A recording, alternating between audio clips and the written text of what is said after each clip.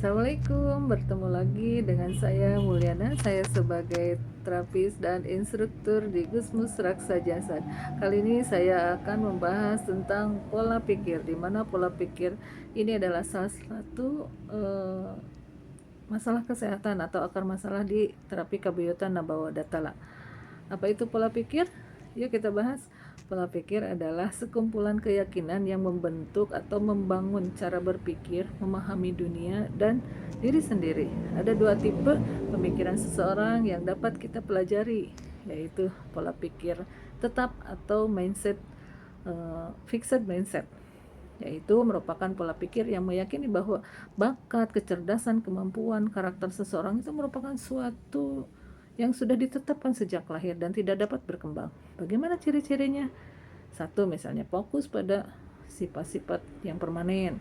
Dua, tersugesti bahwa kesuksesan itu diraih karena bakat sehingga mengesampingkan sebuah proses yang dilatih misalnya gitu. Yang ketiganya memahami berpikir bahwa kegagalan terjadi karena keterbatasan kemampuan untuk belajar atau tumbuh. Cepat menyerah, menghindari tantangan baru, merasa terancam akan kesuksesan orang lain. Pokoknya berpikir negatif ya pokoknya. Yang kedua adalah pola pikir berkembang atau grow mindset, di mana pola pikir ini meyakini seseorang itu meyakini bahwa kemampuan dasar mereka dapat dikembangkan melalui kerja keras, berlatih. Bakat hanyalah titik awal. Jadi kebalikan dari fixed mindset. Ciri-cirinya adalah ya berkembang, mencoba terus hal-hal baru. Kegagalan dijadikan suatu pondasi untuk mereka terus maju, selalu berpikir positif. Hal-hal yang mempengaruhi pola pikir kita, di antaranya pengalaman masa lalu dan lingkungan. Lingkungan tempat kita tumbuh dan pengalaman hidup membentuk cara kita berpikir dan memandang dunia. Contoh, seseorang yang pernah mengalami kesulitan finansial mungkin lebih hemat, hati-hati dalam pengelolaan uang dibanding yang tidak pernah kesulitan dalam finansial, akan lebih boros. Kedua, pendidikan dan pengetahuan. Pendidikan formal dan informal serta pengetahuan kita memiliki pengaruh secara kita untuk menganalisa dan memahami informasi. Misalnya seseorang yang pendidikannya lebih tinggi mungkin lebih kritis akan memandang masalah. Tiga, kultur dan budaya. Nilai-nilai budaya dan tradisi mempengaruhi pola pikir dan perilaku kita. Gitu, seperti itu. Keempatnya, genetik. Genetik bisa mempengaruhi struktur dan fungsi otak yang kemudian mempengaruhi pola pikir dan perilaku. Contoh, seseorang yang mempunyai sifat ekstrovert lebih terbuka dan introvert itu lebih tertutup, itu contohnya. Itu genetik atau bawaan. Komunikasi yang selanjutnya, komunikasi dan media. Tentu ini akan berpengaruh tentang memproses informasi yang kita dapatkan.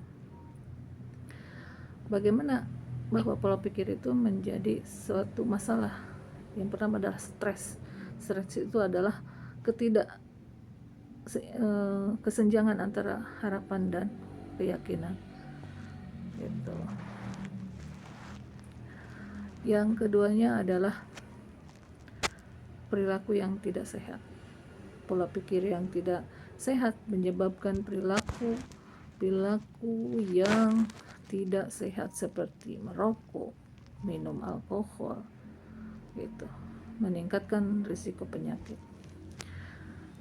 Maka pola pikir ini menjadi salah satu akar masalahnya tadi, ada kesenjangan, ada stres, kesenjangan antara harapan dan kenyataannya gitu, sehingga akan menjadi kepikiran terus menjadi perubahan ketidakseimbangannya empat pola yang tadi, pola makan, pola minum, pola istirahat, dan tentu dari pola pikir, sehingga akan menurunkan daya tahan tubuhnya, dan setelah daya tahan tubuhnya menurun akan timbullah gejala penyakit yang akhirnya menjadilah penyakit.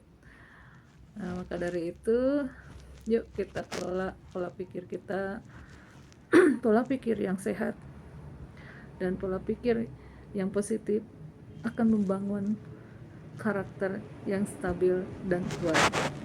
Terima kasih, mungkin itu yang dapat saya sharekan. Terima kasih. Assalamualaikum warahmatullahi wabarakatuh.